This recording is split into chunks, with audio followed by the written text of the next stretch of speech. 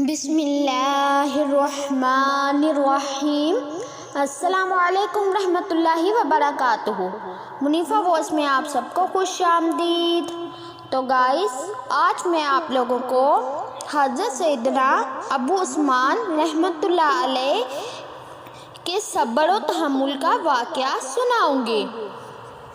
حضرت سیدنا ابو عثمان رحمۃ اللہ علیہ کو ایک دعوت میں بلایا گیا تاکہ ان کے صبر و تحمل کی آزمائش کی جائے۔ چنانچہ جب وہ دعوت میں پہنچے تو میزبان نے ان کو اندر نہیں جانے دیا اور کہا کہ کھانا ختم ہو چکا ہے۔ یہ سن کر آپ رحمۃ اللہ علیہ واپس تشریف لے۔ آپ رحمۃ اللہ علیہ نے ابھی تھوڑا ہی راستہ طے کیا تھا کہ میزبان آپ رحمۃ اللہ علیہ کے پیچھے پہنچا اور آپ رحمۃ اللہ علیہ کو واپس لے آیا، لیکن پھر لوٹا دیا۔ اسی طرح کئی بار آپ رحمۃ اللہ علیہ کو بلایا اور پھر لوٹا دیا۔ آخر کار میزبان آپ رحمۃ اللہ علیہ سے متاثر ہو ہی گیا اور تعریفی کلمات اس کی زبان پر جاری ہو گئے۔ اس نے کہا، واقعی آپ رحمۃ اللہ علیہ تو ایک عظیم جواں مرد ہیں۔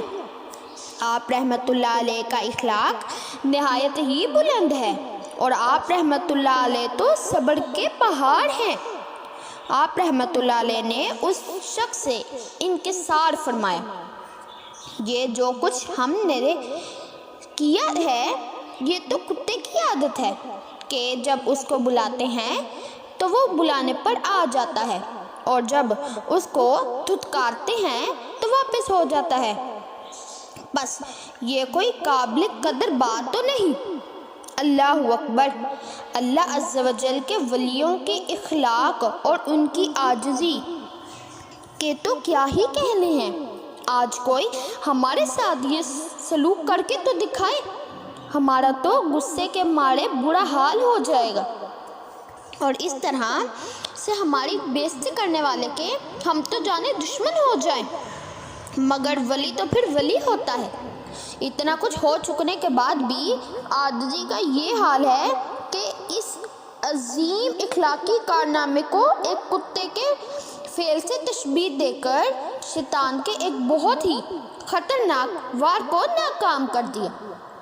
کیونکہ اگر کوئی ہماری تعریف کرے اور ہم پھول جائیں تو یہ بھی شیطان کی کامیابی ہوتی ہے۔ تو گائز، اسی لیے ہمیں بھی چاہیے کہ اگر ہمیں اللہ تعالیٰ کوئی نیکی کرنے کی توفیق دے بھی دے اور اگر کوئی اس کی تعریف کر دے تو ہمیں اس پہ زیادہ خوش نہیں ہونا چاہیے، کیونکہ یہ بھی شیطان کی ایک چال ہی ہوتی ہے۔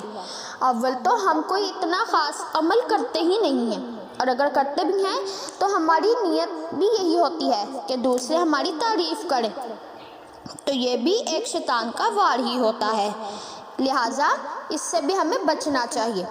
تو آئیے حضرت ابو عثمان رحمۃ اللہ علیہ کی بے مثل عاجزی کا ایک اور واقعہ سناتی ہوں۔ ایک بار حضرت ابو عثمان رحمۃ اللہ علیہ کے سر پر ایک چھت سے بہت سی خاک کسی نے ڈال دی۔ آپ رحمۃ اللہ علیہ نے اپنے کپڑوں سے اس خاک کو جھاڑ دیا اور اللہ تعالیٰ کا شکر ادا کیا۔ لوگوں نے کہا، آپ رحمۃ اللہ علیہ شکر کس بات کا ادا کر رہے ہیں؟